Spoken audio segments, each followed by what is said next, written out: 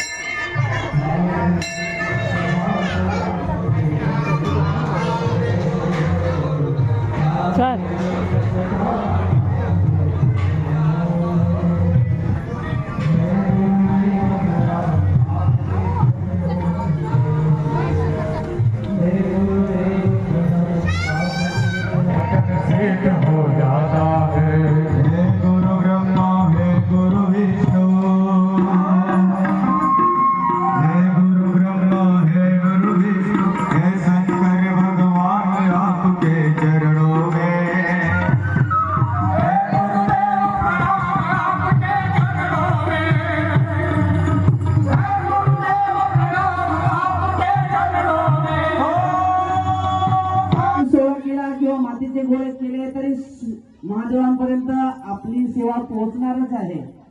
सेवा महत्वाची आहे, सेवा भाव महत्वाचा आहे. श्री स्वामी समर्थ, श्री स्वामी समर्थ.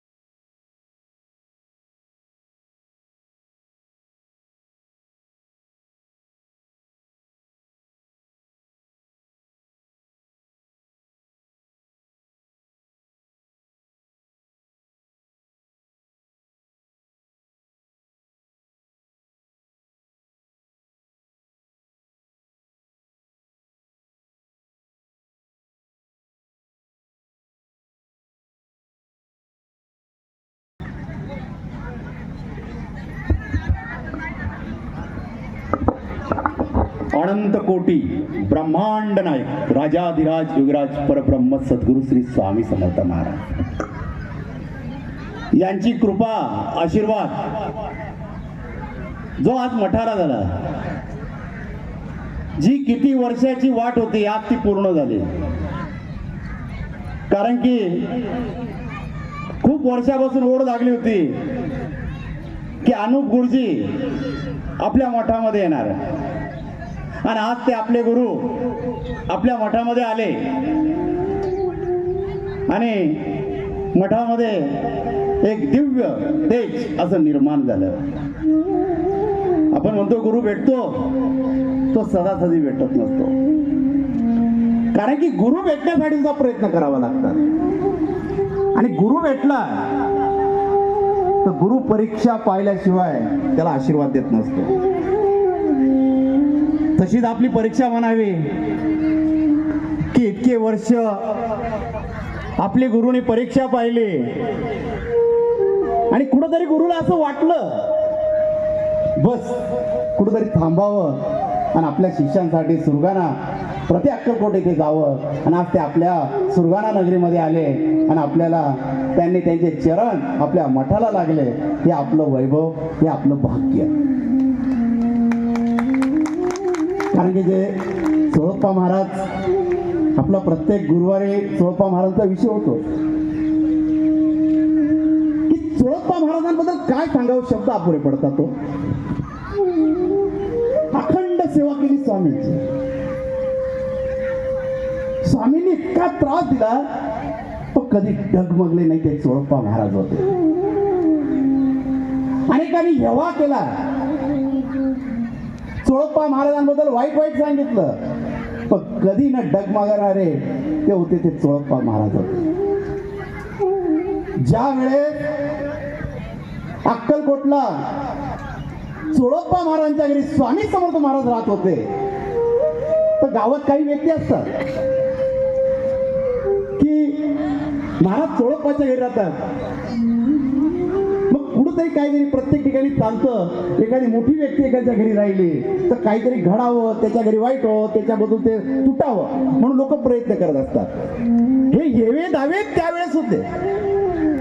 चोळप्पा महाराजांनी लक्ष दिलं नाही. महाराज मनापासून जाणत होते माझा चोळ्या माझ्यासाठी काय आहे हे स्वामी जाणत होते. महाराजांनी एक दिवस ठरवलं, ही जी गावातली लोक आहे, गावकरी मंडळी आहे, आपल्या चोळ्याबद्दल काही बी बोलतात. गुरु कधी मनामध्येच ठरवत असतो. गुरु कधी बोलून दाखवत नाही, तो करून दाखवतो, तो गुरु असतो. आणि ते स्वामी समर्थ महाराज होते. आपल्या चोळ्याला त्रास होतो, स्वामी महाराज बसलेले होते की माझ्या चोळ्याला हे गावकरी मंडळी बोलतात. आणि त्यावेळेस स्वामी महाराजांनी ठरवलं मी यांना दाखवणार माझा चोळ्या कसा आहे. दुपारची वेळ होती आणि अशा वेळेस महाराजांनी सर्व गावकऱ्यांनी सांगितलं चला आता आपल्या माझ्याबरोबर चालायचं. आता गावकरी स्वामींपुढे बोलूच शकत नव्हते, कारण की स्वामींचं स्वरूपच असं होतं. सामान्य माणसाची हिंमतच होत नव्हती स्वामींपुढे जाऊन उभं राहावं, बोलावं. आणि भीतभीत का होईना स्वामींपुढे बोलणारे चोळप्पा महाराज होते. महाराजांपुढे आले, महाराज कुठं जायचं? चोळ्या बस, आम्ही भाऊ, तू चाल, असं म्हटलं स्वामी महाराज. महाराजांनी खांद्यावर आपलं उपरण टाकलं, पटपट पावलं टाकत टाकत स्वामी पुढे जाऊ लागले. आता महाराजांचा धाक असा होता की त्यांच्या माग सर्व गावकरी मंडळी चालू लागले आणि चोळप्पा महाराज त्यांच्या मागे पळू लागले. निर्गुण वनान म्हणजे काटेरी वन होते. महाराज त्या वनाकडे गेले. त्या निर्गुण वनाकडे जात असताना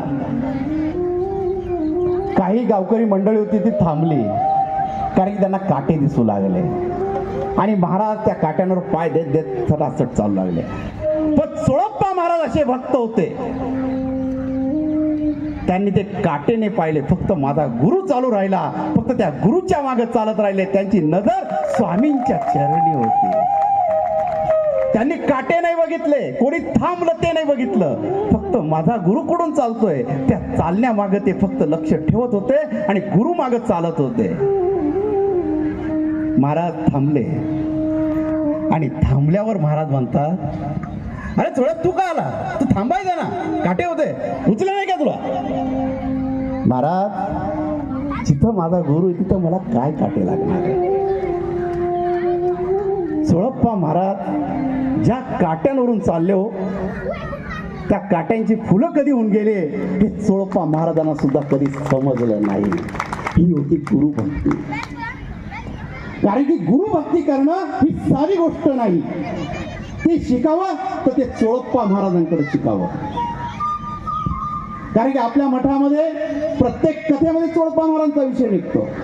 त्यांना किती त्रास दिला गेला, पण शेवटपर्यंत स्वामींचे चरण नाही सोडले ते होते चोळप्पा महाराज.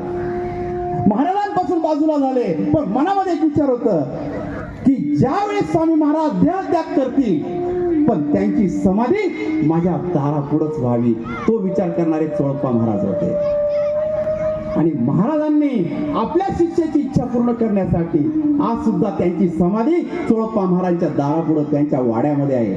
आणि आज सुद्धा त्या समाधीचे त्यांचे वंशज, 5वे वंशज अनुप गुरुजी आपल्या मठामध्ये आलेले. याच्यासारखं भाग्य नाही. कारण की गुरु येणं